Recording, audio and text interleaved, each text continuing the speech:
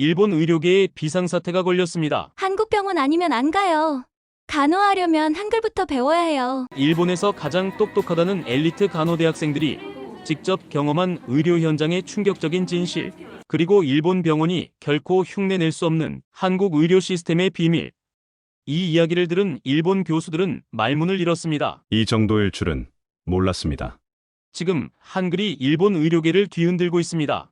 도대체 무슨 일이 벌어진 걸까요? 지금부터 그 놀라운 이야기를 시작합니다. 안녕하세요. 저는 나가사와 유이입니다. 일본 최고의 간호대 도쿄게이오 대학교 간호학과 3학년이죠. 성적은 늘 상위권이었고 교수님들도 저를 신뢰해 주셨어요. 무엇보다 제가 자랑스러워했던 건 논리적이고 체계적인 사고였습니다. 요즘 대학가에서는 이상한 열풍이 불고 있었어요. 한국 드라마를 보고 한글을 배우고 심지어 한국 음식까지 먹는 친구들이 늘어나고 있었습니다. 같은 과 선배인 사토 미나미가 한글 노트를 들고 다니는 걸 보고 정말 황당했어요. 미나미 선배, 왜 그런 걸 배우세요? 유이야, 한글 정말 재밌어. 조합만 알면 무슨 소리든 쓸 수 있다고. 저는 비웃었습니다. 우리에게는 아름다운 히라가나와 깊이 있는 한자가 있는데 왜 굳이 외국 문자를 배워야 할까요? 더군다나 한국 같은 나라 말을요. 선배, 그런 거 배울 시간에 차라리 영어나 더 공부하세요. 한국어가 뭐가 대단하다고요? 하지만 주변에서 한글 얘기가 계속 나오니까 못 견디겠더라고요.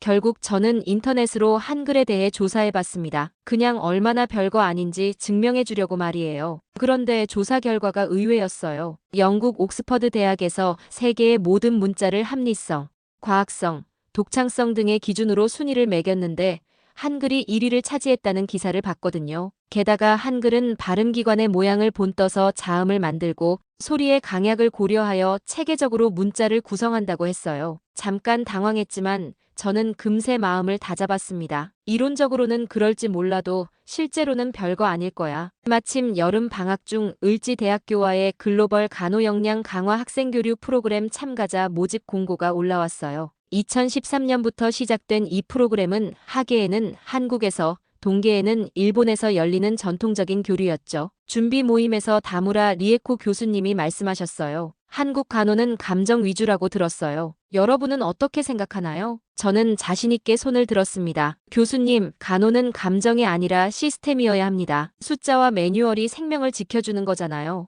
아무리 문자가 과학적이라도 감정적으로 접근하면 소용없어요. 교수님이 고개를 끄덕이셨어요. 맞는 말이에요. 감정적 간호는 위험할 수 있죠. 한국은 병원도 작고 정서 위주라니 과연 배울 게 있을까요? 저는 확신했습니다. 아무리 한글이 과학적이라고 해도 결국 사람이 문제예요. 감정에 휘둘리는 간호는 위험하거든요. 그렇게 저는 한국행 비행기에 올랐습니다. 제가 얼마나 틀렸는지도 모른 채 말이에요. 인천공항에서 을지대학교 성남 캠퍼스로 가는 버스 안에서 저는 계속 창밖을 바라봤습니다. 서울의 스카이라인이 생각보다 현대적이었어요. 하지만 여전히 마음 한구석에는 우월감이 자리 잡고 있었습니다. 함께 온 10명의 일본 학생들 중에서 저와 가장 친한 야마다 아키라가 말했어요. 유이, 한국 의료 시스템 조사해봤어? 생각보다 괜찮더라. 아키라, 그래도 일본이 더 체계적이지 않을까? 우리는 세계 최고 수준의 의료 선진국이잖아. 을지대학교에 도착했을 때 첫인상은 완전한 충격이었습니다. 성남 캠퍼스 규모가 상상보다 훨씬 컸고 건물들이 정말 현대적이었어요. 특히 의료 시뮬레이션 센터 건물을 보는 순간 입이 떡 벌어졌습니다. 안내해주신 임가영 선배가 자랑스럽게 말씀하셨어요. 여기가 저희 VR 시뮬레이션 교육관이에요. 아시아 최대 규모거든요. 들어가 보니 정말 놀라웠습니다. 최첨단 VR 기기들이 즐비하게 늘어서 있었고 학생들이 가상현실 속에서 간호 실습을 하고 있었어요. 일본에서는 아직 이런 시설을 본 적이 없었거든요. 아키라가 작은 소리로 속삭였어요. 유이, 우리 학교에는 이런 거 없어. 저도 당황했지만 애써 무덤덤한 척했습니다. 기기만 좋다고 간호가 바뀌는 건 아니야. 하지만 속으로는 정말 충격이었어요. 한국이 이렇게 의료 교육 인프라가 발달해 있을 줄 몰랐거든요. 다음으로 안내받은 곳은 아나토마지 해부 교육실이었습니다. 3D 홀로그램으로 인체 구조를 입체적으로 볼 수 있는 시설이었는데 심장 박동까지 생생하게 구현되어 있었어요. 일본 학생들이 모두 감탄하는 모습을 보고 저는 더욱 당황했습니다. 가장 놀라운 건 AI 간호기록 플랫폼이었습니다. 환자 데이터를 실시간으로 분석해서 간호 계획을 자동으로 제안해주는 시스템이었어요. 임가영 선배가 설명해 주셨습니다. 이 시스템은 전국 병원 데이터를 통합 분석해서 최적의 간호 방법을 제시해줘요. 특히 한글로 입력된 감정 상태까지 분석 가능하답니다. 저는 깜짝 놀랐어요. 한글의 과학적 구조가 AI 분석에도 유리하다는 얘기였거든요. 다무라 교수님이 옆에서 시큰둥하게 말씀하셨어요. 기계가 좋다고 해서 실제 간호 능력이 향상되는 건 아니죠. 하지만 저는 혼란스러웠습니다. 조사할 때도 그랬고 직접 와서 봐도 한국의 의료 시스템이 일본보다 뒤떨어져 있지 않았어요. 오히려 몇몇 분야에서는 더 앞서 있는 것 같았습니다. 점심시간에 아키라와 대화했어요. 아키라, 솔직히 어때? 생각보다 엄청나지 않아? 맞아, 특히 저 AI 시스템. 일본에서는 아직 개발 단계인데 여기는 이미 실용화되어 있더라. 저는 고개를 저었습니다. 그래도 결국 중요한 건 사람이야. 감정적인 간호로는 한계가 있을 거야. 하지만 속으로는 의문이 들기 시작했어요. 정말 제가 알고 있던 한국이 맞나? 그리고 한글이 정말 이렇게 실용적인 문자였나? 오후에 병원 실습이 시작될 예정이었는데 갑자기 두려움이 밀려왔습니다. 혹시 제가 완전히 틀렸던 건 아닐까요? 을지대학교 의정부 캠퍼스 병원 실습 첫날. 저는 완전히 다른 세계에 들어선 기분이었습니다. 로비부터 압도당했어요. 한국은 대부분의 의료기관이 EMR 시스템을 도입하고 있으면서도 2020년부터 EMR 인증 제도까지 운영하고 있었거든요. 임가영 선배가 병동으로 안내해주며 설명했어요. 저희 병원은 전자의무기록과 별도로 감정기록지 시스템을 운영해요. 환자분들의 심리적 상태까지 체계적으로 관리하거든요. 간호스테이션에서 처음 본 감정기록지는 정말 충격이었습니다. 일반적인 의학 용어 외에도 눈빛의 반응 없음, 음악 자극 시 손가락 움직임 확인됨, 가족 사진 볼 때 미세한 눈과 떨림 관찰됨 같은 세밀한 관찰 내용들이 한글로 빼곡히 적혀 있었어요. 저는 속으로 비웃었습니다. 일본이었다면 그냥 의식 없음으로 끝났을 기록이네. 그런데 임가영 선배의 다음 말이 저를 멈춰 세웠어요. 유희 씨, 이 차이가 생명을 지켜주는 겁니다. 오후 실습 시간에 실제 사례를 경험했습니다. 일본 실습조가 한 환자의 복약 정보를 히라가나로 기록했는데 하루 3회 복약, 식후 30분이라고 적었어요. 그런데 다음 교대조 간호사가 와서 그걸 보더니 당황하는 모습이었습니다. 문제가 뭔지 알아보니 충격적이었어요. 히라가나로 쓴 식후를 식전으로 잘못 읽은 거였어요. 일본어에서 비슷해 보여서 실수가 생긴 거죠. 다행히 한국 측 교대조 간호사가 한글 감정 기록과 표준 용어를 다시 확인해서 올바르게 조치했지만 저는 등골이 오싹했습니다. 임가영 선배가 차분히 설명해 주셨어요. 히라가나는 소리는 적지만 의미는 많죠. 문맥 없이는 구분이 어려워요. 의료 기록에서 가장 중요한 건 정확성입니다. 저는 변명하려 했어요. 그건 우리가 실수한 거지 히라가나 문제는 아니에요. 그럴까요? 한글은 자음과 모음 결합 구조라서 눈으로 봐도 명확하고 오독이 없어요. 식후는 글자 구조 자체가 식전과 달라 보이거든요. 그 순간 머리를 한 대 맞은 것 같았습니다. 제가 조사했던 한글의 과학성이 이런 뜻이었구나. 발음기관의 모양을 본떠서 자음을 만들고 소리의 강약을 고려하여 체계적으로 문자를 구성한다는 게 단순한 이론이 아니라 실제 의료 현장에서 생명을 지키는 도구였던 거예요. 임가영 선배가 덧붙였어요. 의료 기록에서 애매함은 금물이에요. 한글의 정보 단위 구성은 의료진 간 소통에서 오해의 여지를 최소화해 줍니다. 저는 당황했습니다. 한글이 정말 의료 현장에서 더 효과적인 문자였던 걸까요? 그날 저녁 숙소에서 곰곰 생각해 봤어요. 제가 그토록 무시했던 한글이 실제로는 이렇게 실용적이고 과학적인 문자였다니. 그날 밤 숙소에서 저는 노트북을 켜고 한글에 대해 더 자세히 조사해 봤습니다. 오후에 겪은 일이 너무 충격적이었거든요. 정말 한글이 히라가나보다 의료 현장에서 우수한 걸까? 검색 결과는 더욱 놀라웠어요. 한글은 24개의 자음과 모음을 조합해 무한에 가까운 글자를 만들어낼 수 있으며 한 부호가 하나의 소리만을 대표하는 일자, 이름의 문자 체계라고 했습니다. 반면 일본어는 동음이어가 너무 많아서 의료 기록에서 혼동이 생길 수 있다는 연구 자료도 찾았어요. 더 놀라운 건 한글의 학습 효율성이었습니다. 외국인들이 40분 만에 한글을 표기할 수 있다는 자료도 있었어요. 이에 비해 일본어는 히라가나, 가타카나, 한자를 모두 익혀야 하니 학습 시간이 몇 배나 걸린다고 했습니다. 다음 날 실제로 비교 실험을 해봤습니다. 같은 환자 상태를 일본어와 한글로 각각 기록하는 시간을 재어봤어요. 일본어는 히라가나, 가타카나, 한자를 섞어 써야 해서 평균 3분 20초가 걸렸습니다. 한글은 1분 40초면 끝났어요. 더 놀라운 건 정확도였습니다. 10명의 간호사가 같은 기록을 읽고 해석하는 테스트에서 일본어 기록은 30%의 오해석이 발생했지만 한글 기록은 오해석이 0%였어요. 저는 완전히 충격받았습니다. 그동안 제가 얼마나 편견에 사로잡혀 있었는지 깨달았거든요. 점심시간에 아키라와 조용히 대화했어요. 아키라, 솔직히 어때? 한글이 정말 우리보다 나은 것 같지 않아? 인정할 수밖에 없어. 특히 응급 상황에서는 1초가 생명이잖아. 기록 시간과 정확도에서 이렇게 차이가 나다니. 저는 그제야 인정했습니다. 이건 단순한 문자 우열의 문제가 아니었어요. 한글은 의료 현장이라는 특수한 환경에서 생명을 지키는 강력한 도구였던 거죠. 그날 오후 김현수 환자분이 감정기록지의 표시로 소통하는 모습을 보며 더욱 확신했습니다. 한글의 체계적 구조가 이런 거구나. 셋째 날 오전 을지대학교 이범석 교수님의 특별 강의가 있었습니다. 의료기록 표준화 전문가라고 소개받은 이범석 교수님은 중후하면서도 날카로운 인상이었어요. 강의실에는 일본 학생들과 교수진, 그리고 한국 학생들이 함께 자리했습니다. 이범석 교수님이 프레젠테이션을 시작하시며 첫 번째 슬라이드를 보여주셨어요. 한국의 간호기록은 모든 생리적, 심리적 반응을 세밀하게 포착합니다. 그리고 이것을 가능하게 만든 핵심 요소가 바로 정보 단위로 구성된 세계 유일의 문자 한글입니다. 저는 깜짝 놀랐어요. 교수님이 한글을 세계 유일이라고 표현하신 거예요. 다무라 교수님의 표정도 진지해졌습니다. 한국은 국내 보건의료 데이터 교류 시 사용되는 FHIR 리소스 및 API에 대한 최소한의 제약 조건을 정의하여 국내 의료 환경에 대한 적합성을 확보했습니다. 그런데 여기서 핵심은 한글의 구조적 특성이에요. 화면에 실제 의료기록 비교 자료가 나타났습니다. 같은 환자 상태를 영어,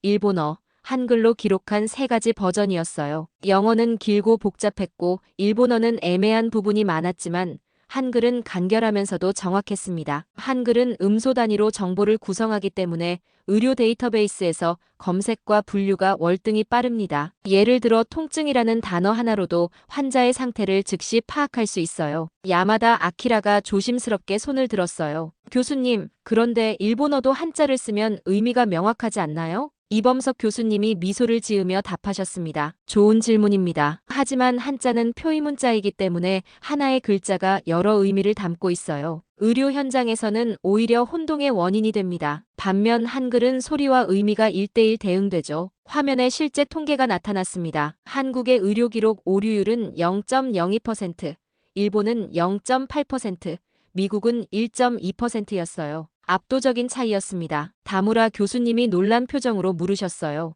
이 차이가 정말 문자 때문인가요? 한국보건의료정보원에서 EMR 인증제, 의료데이터 중심병원, 보건의료표준화 등 다양한 사업을 추진하고 있지만 그 모든 시스템의 기반이 되는 것이 바로 한글입니다. 한글 없이는 이런 정밀한 의료정보 시스템 구축이 불가능했을 거예요. 이범석 교수님이 마지막 슬라이드를 보여주셨습니다. 전 세계 의료기록 시스템의 효율성을 비교한 차트였는데 한국이 압도적 1위였어요. 현재 WHO에서도 한국의 의료기록 시스템을 벤치마킹하려고 하고 있습니다. 그 핵심에 한글이 있다는 걸 인정했기 때문이죠. 강의가 끝난 후 조용한 박수가 이어졌습니다. 일본 교수님들의 표정이 완전히 달라져 있었어요. 특히 다무라 교수님은 말없이 고개를 끄덕이고 계셨습니다. 저는 완전히 압도당했습니다. 지금까지 제가 무시했던 한글이 실제로는 의료 현장을 혁신시킨 핵심 기술이었다니. 그리고 그것이 단순한 추측이 아니라 구체적인 데이터로 증명되고 있었어요. 휴식 시간에 임가영 선배가 조용히 말씀하셨어요. 유희 씨, 이제 좀 이해가 되시나요? 한글이 왜 의료진들에게 소중한지 말이에요. 저는 고개를 끄덕일 수밖에 없었습니다. 한글의 위대함을 이제야 깨닫기 시작했어요. 강의가 끝난 후 오후 실습 시간, 저는 김현수 환자분의 병실로 다시 찾아갔습니다. 65세의 김현수 환자분은 뇌졸중으로 언어장애가 있으셔서 말씀은 어려우시지만 눈빛만큼은 또렷하셨어요. 침대 옆 테이블에는 감정기록지가 놓여 있었습니다. 간호사들이 만든 특별한 소통 도구였죠. 여러 감정 표현과 기본적인 의사 표현이 그림과 함께 한글로 적혀 있었어요. 김현수 환자분이 천천히 손을 움직여 고마워요 라고 적힌 부분을 가리키셨습니다. 그 순간 제 가슴이 뭉클해졌어요. 말은 못하시지만 마음은 이렇게 생생하게 전달되고 있었거든요. 저는 용기를 내어 환자분께 작은 메모지를 건드렸습니다. 떨리는 손으로 한글을 써본 첫 메모였어요. 유이입니다. 일본에서 왔어요. 잘 부탁드려요. 글씨는 서툴렀지만 김현수 환자분의 얼굴이 환해지셨어요. 그리고 감정기록지에서 반가워요를 가리키시더니 직접 연필을 들고 종이에 뭔가 쓰기 시작하셨습니다. 일본 친구 고마워요. 우리 글자 써주니 마음이 따뜻해요. 삐뚤빼뚤하지만 정성스럽게 쓰신 한글을 보는 순간 저는 울컥했습니다. 언어장애가 있으신데도 이렇게 정확하고 아름다운 감정을 한글로 표현하시다니. 임가영 선배가 옆에서 조용히 말씀하셨어요. 유희 씨 보셨죠? 한글이 갖고 있는 힘을요. 몸이 불편하셔도 마음은 이렇게 정확하게 전달할 수 있어요. 저는 김현수 환자분께 다시 메모를 썼습니다. 일본 문자로는 이런 마음을 표현하기 어려웠을 거예요. 한글이 정말 대단해요. 환자분이 고개를 끄덕이시며 웃으셨어요. 그리고 마지막으로 이렇게 써주셨습니다. 한글은 마음을 담는 그릇이에요. 유희 씨도 우리 마음 배워가세요. 그 순간 저는 깨달았습니다. 지금까지 제가 찾고 있던 진정한 간호의 모습이 바로 이거였구나. 기술이나 시스템이 아니라 사람과 사람 사이의 마음을 정확하고 따뜻하게 전달하는 것. 야마다 아키라가 옆에서 감탄하며 말했어요. 유희, 정말 신기해. 우리 일본어로는 저런 미묘한 감정의 차이를 표현하기 어려운데 한글은 딱 떨어지게 표현되네. 저는 간호 기록지를 펼치고 오늘 경험한 것을 한글로 적어보기 시작했습니다. 서툰 글씨였지만 마음만큼은 진심이었어요. 환자분과 한글로 소통했습니다. 말이 통하지 않아도 마음이 통했습니다. 한글이 얼마나 따뜻한 문자인지 깨달았습니다. 임가영 선배가 제 기록을 보시더니 미소 지으셨어요. 완벽해요, 유희 씨. 이게 바로 진정한 간호 기록이에요. 저는 확신했습니다. 한글은 단순한 문자가 아니라 사람의 마음을 가장 정확하고 아름답게 담을 수 있는 그릇이라는 걸, 그리고 이런 문자를 가진 한국이 정말 자랑스럽다는 걸. 넷째 날에는 더욱 놀라운 경험을 했습니다. 응급실 실습이었는데 응급 상황에서 한글의 위력을 직접 목격할 수 있었어요. 심근경색으로 응급실에 실려온 60대 남성 환자의 기록을 보는데 한글로 된 간호 기록이 정말 상세했습니다. 가슴 중앙부 압박감 호소, 식은땀 동반, 왼쪽 팔 저림 증상 있음. 10분 전부터 시작. 이 정도의 정보를 일본어로 기록하려면 훨씬 더 복잡하고 긴 문장이 필요했을 거예요. 하지만 한글은 간결하면서도 모든 정보를 명확하게 담고 있었습니다. 응급실 간호사가 설명해 주었어요. 응급 상황에서는 1초가 중요해요. 한글의 정확성과 간결성이 정말 큰 도움이 됩니다. 그날 오후에는 한국의 의료 정보와 역사에 대해서도 배웠습니다. 한국이 1990년대부터 의료 정보화에 투자해왔고 특히 한글의 디지털화에 많은 노력을 기울였다는 걸 알게 되었어요. 임가영 선배가 자료를 보여주며 설명했습니다. 한국의 EMR 도입률이 95%를 넘는 이유 중 하나가 바로 한글의 디지털 친화성이에요. 타이핑도 빠르고 검색도 쉽고 데이터 처리도 효율적이거든요. 실제로 한글 타이핑 속도를 측정해봤는데 한국 간호사들의 평균 타이핑 속도가 일본 간호사들보다 30% 이상 빨랐어요. 왼손으로 자음, 오른손으로 모음을 치는 한글의 구조적 특성 때문이었습니다. 다섯째 날에는 한국의 간호교육 시스템에 대해 깊이 있게 배웠습니다. 을지대학교의 교육과정을 보니 정말 체계적이었어요. 특히 환자 중심 간호에 대한 교육이 인상적이었습니다. 이범석 교수님이 추가 설명을 해주셨어요. 한국의 간호교육은 기술적 측면뿐만 아니라 인문학적 접근도 중시합니다. 환자와의 소통, 공감 능력, 문화적 이해 등이 모두 포함되죠. 그리고 한글이 이런 교육에 어떤 역할을 하는지도 설명해 주셨어요. 한글의 표현력은 환자의 미묘한 감정 변화까지 섬세하게 기록할 수 있게 해줍니다. 이는 전인적 간호의 핵심이에요. 여섯째 날에는 한국의 의료진들과 더 깊은 대화를 나눌 수 있었습니다. 20년 경력의 베테랑 간호사와 이야기할 기회가 있었는데 정말 감동적이었어요. 저는 20년 동안 간호사로 일하면서 수많은 환자분들을 돌봤어요. 그런데 한글로 기록하고 소통할 때마다 느끼는 건 우리 문자가 정말 사람의 마음을 잘 담는다는 거예요. 그 간호사는 계속해서 말했습니다. 특히 중환자실에서 의식을 잃은 환자분들의 가족들과 소통할 때 한글로 쓴 메모나 편지가 얼마나 큰 위로가 되는지 몰라요.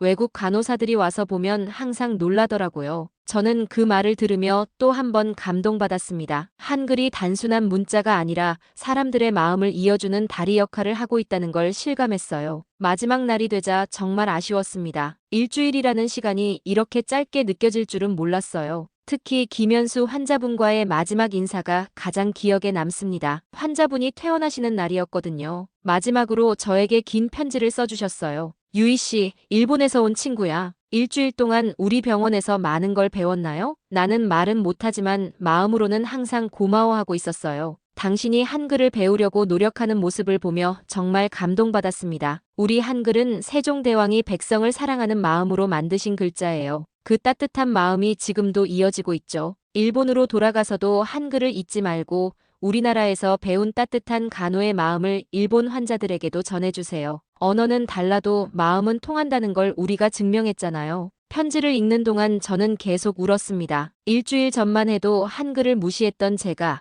이제는 한글로 쓰인 편지를 읽으며 이렇게 감동받고 있다니. 실습 마지막 날 을지대학교에서 양국 학생들의 발표회가 열렸습니다. 각자 일주일간의 경험을 나누는 시간이었어요. 대형 강의실에는 을지대 교수진들과 일본에서 온 다무라 교수님, 그리고 양국 학생들이 모여 있었습니다. 제가 발표자로 지명되어 올라갔습니다. 저는 일주일 전까지만 해도 한국 간호는 감정적이고 비효율적일 거라고 생각했습니다. 솔직하게 시작했어요. 하지만 실제로는 정반대였습니다. 한국의 간호 시스템은 세계에서 가장 과학적이고 효율적이었어요. 그리고 그 핵심에 한글이 있었습니다. 다무라 교수님의 표정이 진지해졌습니다. WHO에서 한국의 의료기록 시스템을 벤치마킹하려는 이유를 이제 알겠어요. 한글의 구조적 특성이 의료정보화 시대에 완벽하게 부합하기 때문입니다. 제가 준비해온 노트를 펼쳤어요. 한글로 빼곡히 적힌 관찰 기록들이었습니다. 이 일주일 동안 제가 한글로 기록한 간호 일지입니다. 처음엔 어색했지만 점점 한글의 정확성에 매료되었어요. 특히 환자분들의 미묘한 감정 변화까지 표현할 수 있다는 점이 놀라웠습니다. 임가영 선배가 미소를 지었고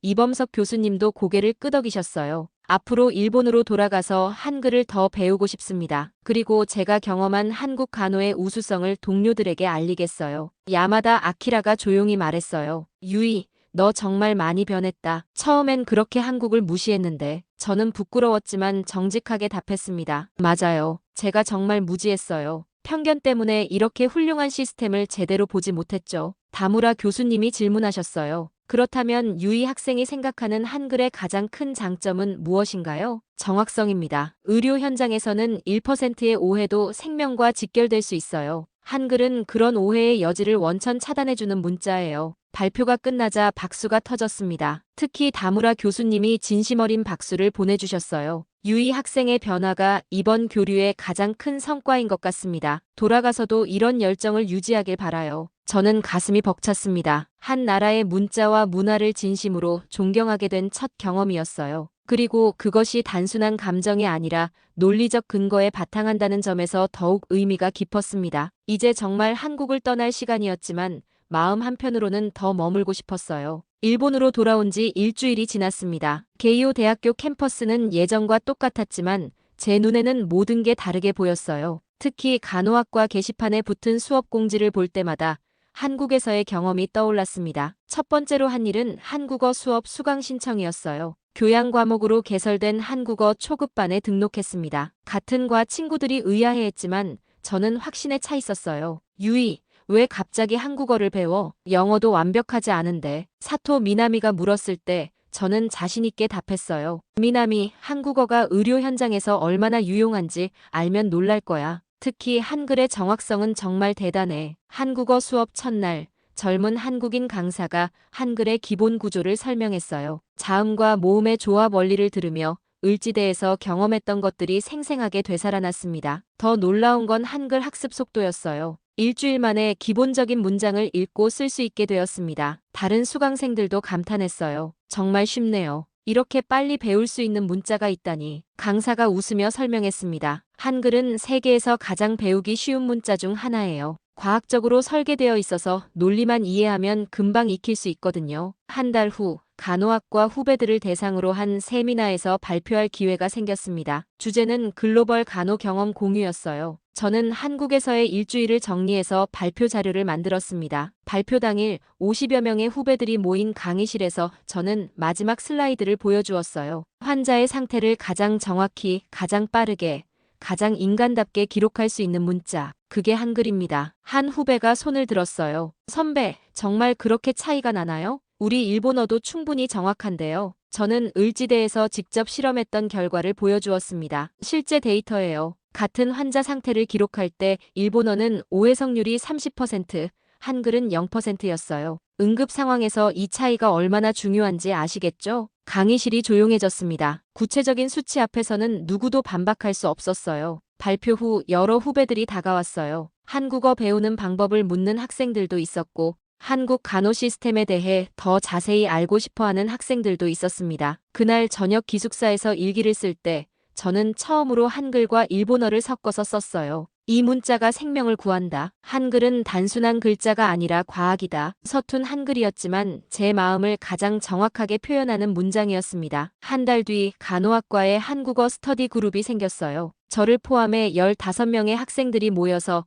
한글을 배우기 시작했습니다. 모두 제 발표를 듣고 관심을 갖게 된 학생들이었어요. 이제 저는 확신합니다. 한글의 위대함은 감정이 아니라 과학입니다. 그리고 그 과학이 사람의 생명을 지킨다는 것을. 한글, 정말 위대한 문자입니다. 오늘의 이야기 어떻게 들으셨나요? 시원 매거진은 앞으로도 한국의 힘이 느껴지는 다양한 이야기로 찾아오겠습니다. 좋아요와 구독은 그 여정에 아주 큰 힘이 됩니다. 감사합니다.